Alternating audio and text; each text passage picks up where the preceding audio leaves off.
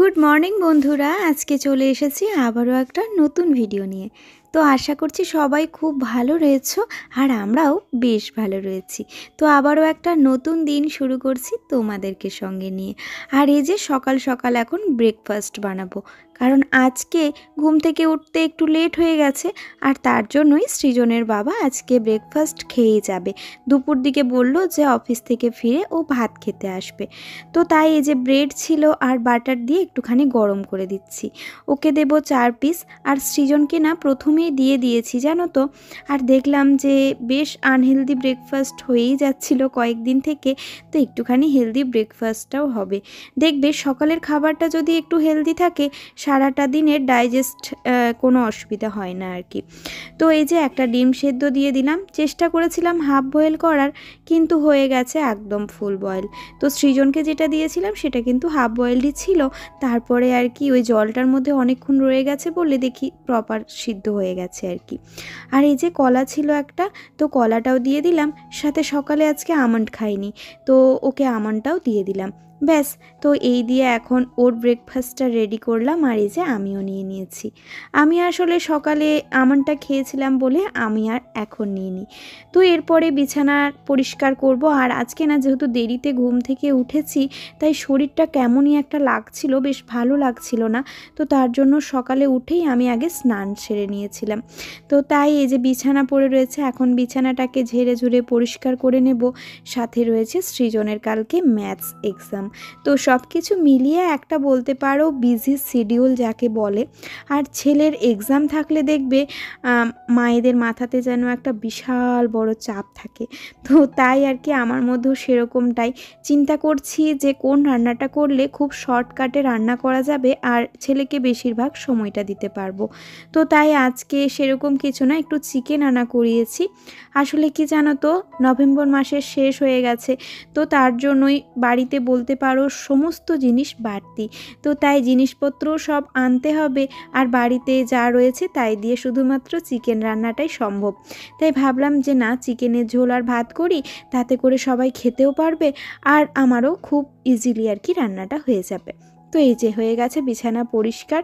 এরপরে ঘরটাকে আমি আরও একবার ঝাড়ু দিয়ে নেব, কারণ সকাল দিকে ঘর ঝাড়ু দিয়ে মুছেছি, কিন্তু বিছানা ঝাড়লেই দেখবে প্রচুর নোংরা। আর এই যে ছেলেটা বাড়িতে থাকলেই না সব সময় দেখি শার্পনারে করে পেন্সিলকে শার্প করতে থাকে।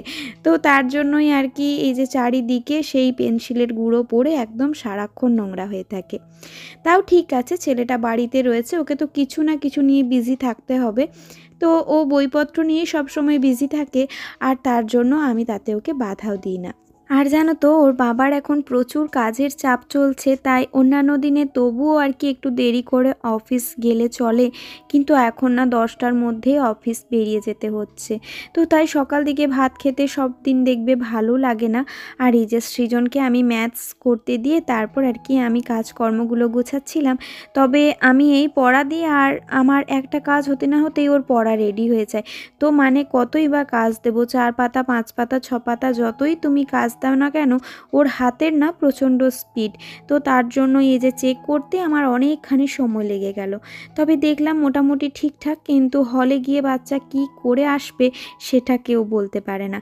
তো সেরকমই আর কি, জাস্ট প্রিপারেশনটা ঠিকঠাক যেন থাকে, এটা আমাদেরকে তো একটু খেয়াল রাখতে হবে।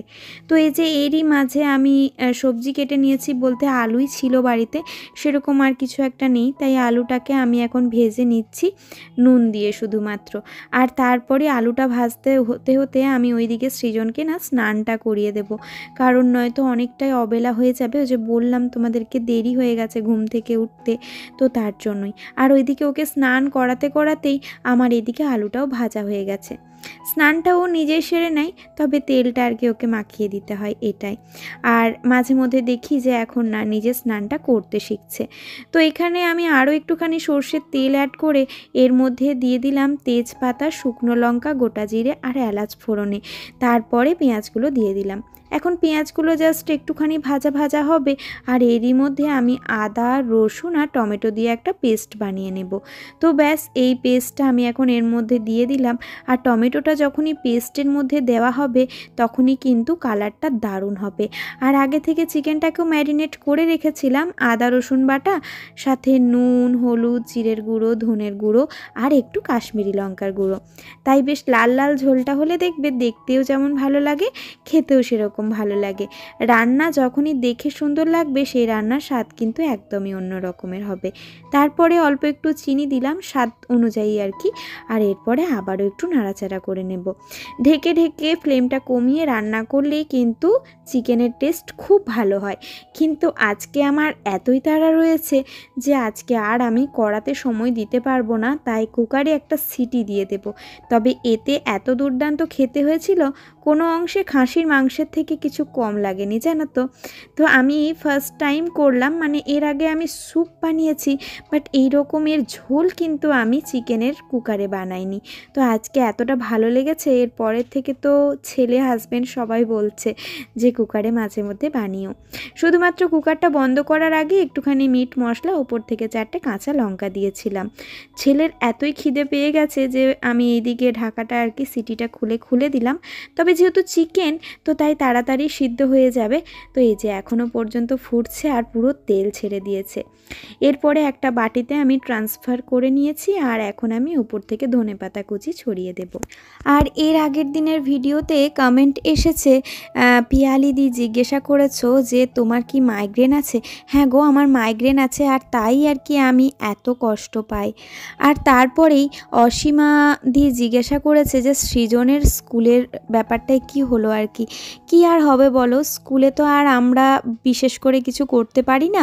তো এটাই আর কি, ওর বাবা আর কি স্কুলকে ইনফর্ম করেছে, আর স্যার আমাদেরকে আশ্বস্ত করেছেন, এই আর কি। এছাড়াও কমেন্ট করেছে লোপামুদ্রা দি, আর মৌসুমি দি কমেন্ট করেছে বেহালা থেকে, খুব ভালো লাগছে এত দূর দূর থেকে তোমরা আমাকে কমেন্ট করছো, আর সত্যি কথাই এত ভালোবাসা আমার খুব ভালো লাগে। তাছাড়াও গৌতম ঘোষ বলে একটি অ্যাকাউন্ট থেকে কোনো দিদিভাই বা বোন আমাকে কমেন্ট করেছে। তাছাড়া রয়েছে সুস্মিতা, আজমিরা খাতুন, সায়নী গাঙ্গুলি, রেখা মাঝি, সোমা লাইফস্টাইল, ঋতুপর্ণা নাগ, আর টুকটুকি বিবি ডায়মন্ড হারবার থেকে অনেক অনেক ধন্যবাদ দিদি। এছাড়া চৌলিয়া, আমি নামটা ঠিক উচ্চারণ করতে পারছি কিনা জানি না, তো উনি একটা আমাকে খুব সুন্দর কমেন্ট করেছেন যে মাথা ব্যথা করলে বেল পাতা বেটে মাথায় লাগালে ভালো উপকার হবে। আমি এটা অবশ্যই ট্রাই করব, একদমই জানতাম না, তো নিশ্চয়ই আমি ট্রাই করব আর তারপরে জানাবো। আমি খুব মাথা যন্ত্রণায় কষ্ট পাচ্ছি আসলে, না এই শীতের শুরু আর শীতের শেষ এই দুটো সময়েই না সাংঘাতিক রকমের কষ্ট হয় বলতে পারো। তো আজকে আর কি সন্ধ্যের দিকে গেছিলাম একটু গ্রসারির জিনিসপত্র নিয়ে আসতে, আর 2 মাস যাবৎ সেই রকম আর কি একটা গ্রসারির জিনিস তুলিনি বলে এই মাসে অনেক কিছু তোলা হয়েছে। তবে এই মাসের প্রথমে যদি একটা হিসেব করে সব কিছু তুলে নেওয়া যায়, সারা মাসটা নিশ্চিন্তে থাকা যায়, এই আর কি। আর পৌলমি আমাকে জিজ্ঞাসা করেছিলে দুটো ভিডিওর আগে হবে যে ইডলির চালটা কোথা থেকে কিনি। হ্যাঁ গো, আমি জিও মার্ট থেকে ইডলির চালটা নিয়ে আসি, আর এই চালটা খুব ভালো। এছাড়া কিন্তু যে কোনো ভালো আর কি গ্রসারির দোকান থেকে এইটা পেয়ে যাবে। তো এটাতে আর কি ইডলিটা একদম প্রপারলি হয়।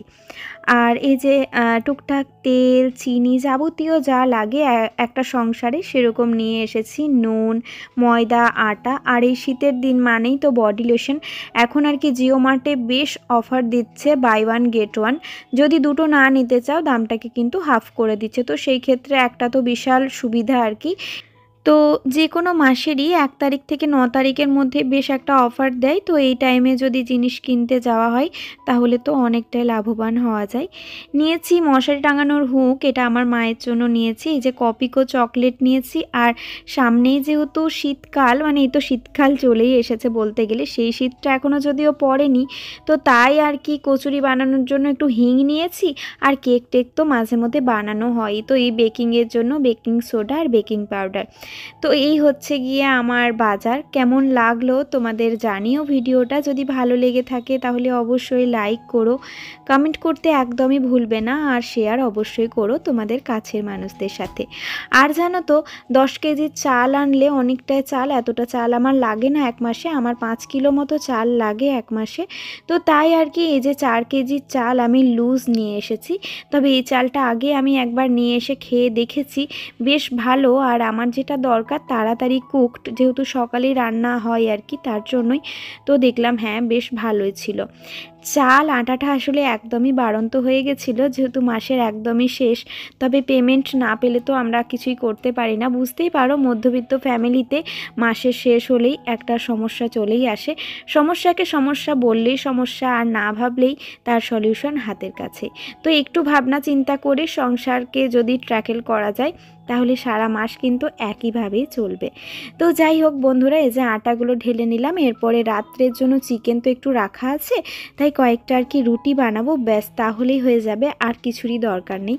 আমার ছেলে না এই ধরনের কাজগুলো করতে বেশ পছন্দ করে, তাই সারাক্ষণ আমার কাছে এভাবে বসেই থাকে। তাহলে বন্ধুরা আজকের মতো আমি এখানেই বিদায় নিচ্ছি।